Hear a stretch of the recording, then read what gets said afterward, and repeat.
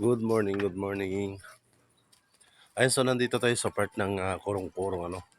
At dito muna tayo magbibiyahe. At ah, tinawagan ako kagabi at sabi nila dito ako magbibiyahe.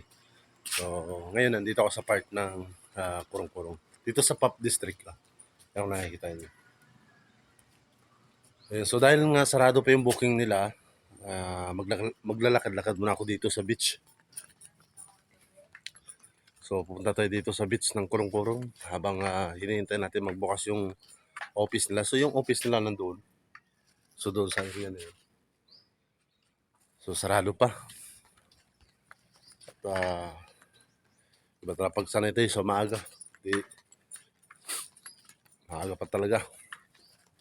Okay, so papunta tayo dito sa beach front ng Kurong-Kurong. Ayan, let's go! Ayan na nga at nandito na tayo sa beach front ng Kurong-Kurong. Ayan, kung makita nyo. Dahil nga ngayong umaga na ito ay low tide. Ano? So nakita nyo naman napakalayo ng tubig. Ayan. So ang layo ng tubig kasi ngayon ay low tide. Ano? Low tide na siya.